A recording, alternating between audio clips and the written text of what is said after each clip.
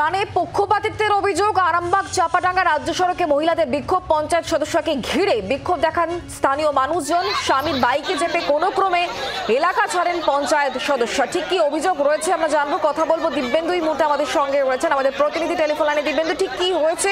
পঞ্চায়েত সদস্যকে ঘিরে কেন এলাকার মহিলারা বিক্ষোভ দেখালেন? অভিযোগ কি তাদের?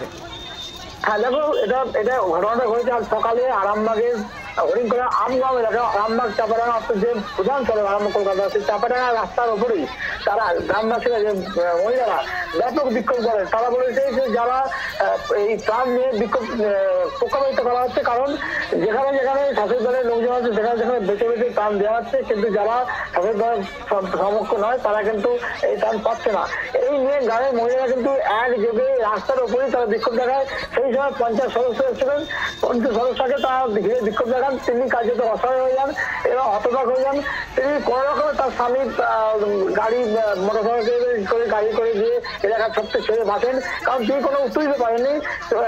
এদিকে আরামবাগের যে বিধায়ক মধুসূদন বাগ, বিজেপি বিধায়ক, তিনি বলেছেন যে এই সময় কোনো পক্ষপাতিত্ব করা উচিত নয়, অথচ তার নিয়ে বিশাল পক্ষপাতিত্ব করা হচ্ছে এবং যে পক্ষপাতিত্বে এক শ্রেণীর মানুষ তার পাচ্ছে, অপর শ্রেণীর মানুষ তার পাচ্ছে না। কিন্তু গত পরশু মুখ্যমন্ত্রী পুষ্পরাজ এসেছেন, তিনি কিন্তু পরিষ্কার বলে গেছিলেন যে এখন দেখার কিন্তু কোনো সময় নাই, এখন কোনো কিছু দেখা নয়, এখন আগে মানুষের পাশে থাকতে হবে, দুর্গত মানুষকে উদ্ধার করতে হবে। তিনি কিন্তু স্পষ্ট ভাষায় ডিএম এবং অন্যান্য আধিকারিকদের বলে দিয়েছেন যে এখন ত্রাণ দাও, মানুষের পাশে থাকতে হবে। কে কি করে না করে কোনো দরকার নেই, কিন্তু কাজেও দেখা যাচ্ছে যে নিচেতলা আর সেই জায়গাতেই পক্ষপাতিত্বের অভিযোগে সরব হয়েছেন সাধারণ মানুষজন, বিশেষ করে মহিলারা। তারা এই বিষয়ে এগিয়ে এসছেন। দিব্যেন্দু, তুমি আমাদের সঙ্গে থাকো, অভিযোগ ঠিকই শোনাবো, তার পরিপ্রেক্ষিতে পঞ্চায়েতের তরফ থেকে বা কি বলা হচ্ছে শোনাবো।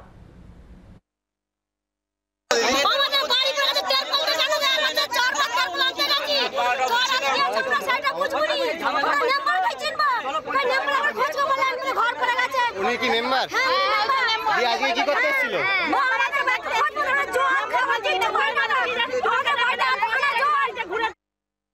বাড়িতে বান থাকতে পাইনি, রান্না বাড়ার কোনো ঠিক নাই, কোথা খাবো বলো, কোথায় থাকবো দিয়ে তারপরে এখন কি হলো? এখন মেম্বারকে সব বলা হচ্ছে, মেম্বার বলে তিরপলেছে, যাকে যার পছন্দ মতন তিরপল দিয়েছে, আর লোককে দেয়নি। এবার সেই নিয়ে ঝামেলা হচ্ছে।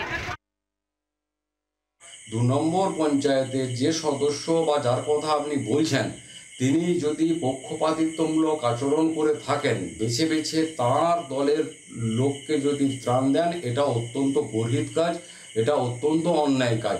এই সময় বিপদের দিনে এই সময় আমরা দেখি যে একই গাছের ডালে সাপ এবং মানুষ বসবাস করে, সেই জায়গায় দাঁড়িয়ে এইখানে কোনো মতেই শাসক দলের উচিত নয় পক্ষপাতিত্ব করা। যিনি পক্ষপাতিত্ব করেছেন তিনি অন্যায় করছেন, এটা করা উচিত নয়। সমদল মত নির্বিশেষে সকলকে যা ত্রাণ সরকারিভাবে আসছে তা সমভাবে বণ্টিত করা।